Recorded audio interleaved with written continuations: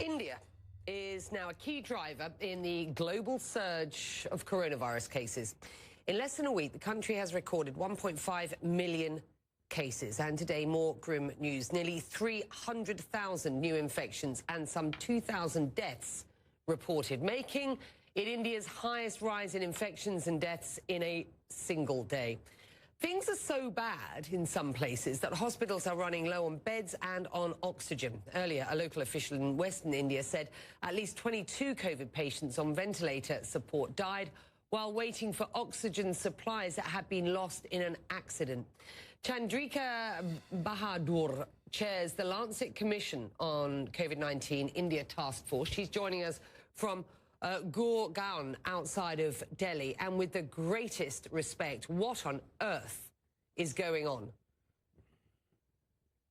Becky, first, thank you for having me. We're going through pretty much the worst possible phase of the pandemic here. It has been bad for a couple of weeks, but now it's reached a peak. And essentially what's happened right now is that the health system is just not able to keep pace with the sheer number of cases that are coming in. And that's what we're seeing. The story that you quoted coming out of Nasik is exactly that example of where the health system is getting overwhelmed with patients. Patients are having to share beds. They're having to wait for hours for admissions in hospitals. And it is truly a tragic crisis right now. Well, let's drill down on this a bit. What is causing these really high numbers? Is the so-called Indian variant to blame here, or partly to blame here? Possibly, but we don't exactly know. We don't have the data on the genome sequencing right now that can confirm that.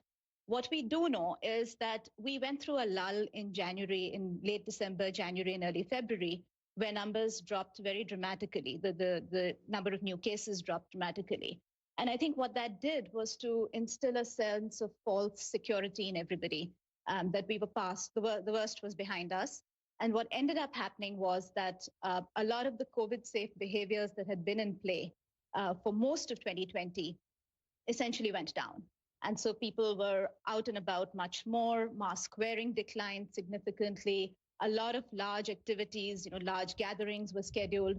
And so the country behaved as if the worst was over. And we in the task force had a series of meetings in January and February where this was discussed. And there was a lot of nervousness around the fact that this could be a trough, a dip, but not the end of the pandemic. And unfortunately, that's exactly what happened. So this was avoidable. Is that what you're telling me? I think it was avoidable in the sense that if we had kept our guard and if we had been more careful as a country, as a people, these numbers would probably have been much less. Now, what we don't know is the effect of the variants. So it could be that with all of the safe behaviors, we would still have had a surge. But it is definitely true that if mask wearing, if distancing, if all of these practices had been followed, probably we would see a different set of numbers today.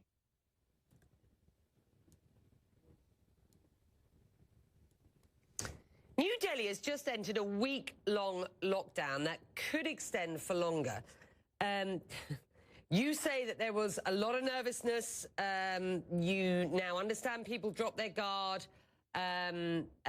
This could have been avoidable. So are the sort of restrictions that are going into place now enough, do you believe?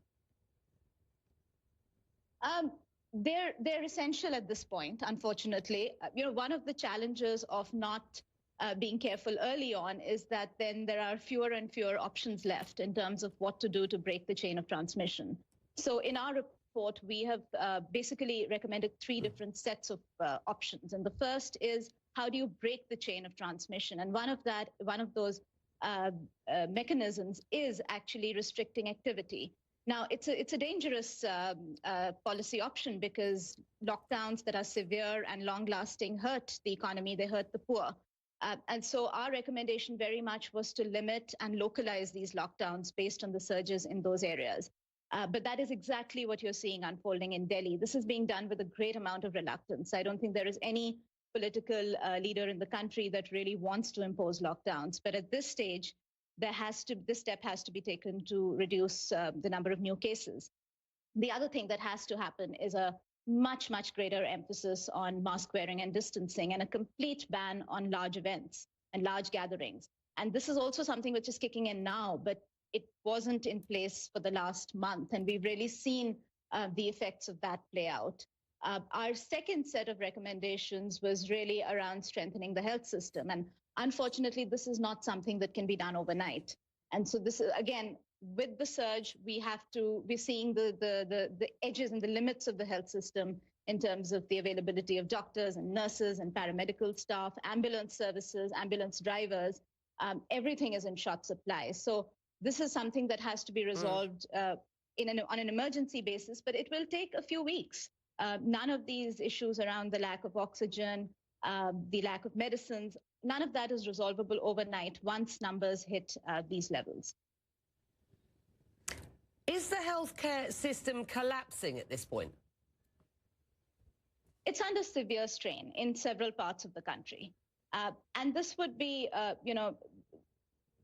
India's health system is notoriously underfunded. We know that. We have the public spending on health is around 1.5% of GDP. Total spending is about 3.6% of GDP. So these are low numbers by any standards. So in a sense, what the pandemic is doing is showing us and throwing a spotlight on what happens when there is a chronic long-term underinvestment in the health sector. So yes, it is under enormous strain. If the numbers go down over the next few days, then we will get a little bit of a respite, but that remains to be seen. What can you tell us about this new so-called Indian variant, and just how concerning is it?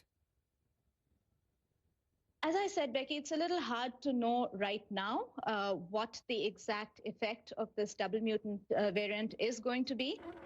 We are beginning to start measuring, where it's showing up and how it's showing up. But it's too early right now to really say whether this is driving infections. Now, what we do know from the data that is coming in is that this time there is a lot more, and this is anecdotal evidence, a lot more infections within households. So it definitely, there seems to be a greater level of infectiousness, so that, even if one person in a household is infected, very quickly the entire family is getting infected, which wasn't the case in the first wave.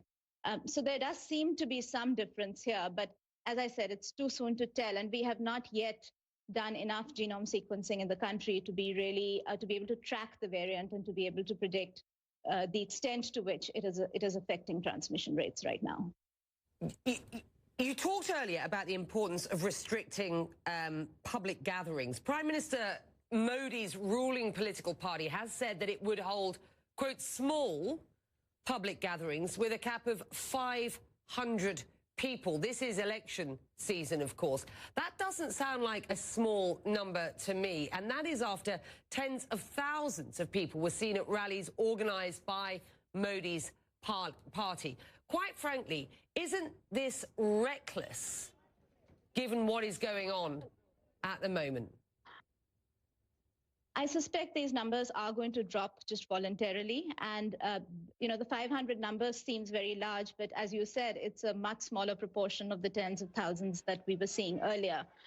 My sense is that now there is a sense of crisis which is fairly widespread amongst the general population as well as amongst the political leadership. So I would expect to see much, much smaller gatherings moving forward. We have 2 phases of state elections left in the state of West Bengal. And so there are a few more days of campaigning still to take place. But I would be very surprised if we saw those numbers actually show up.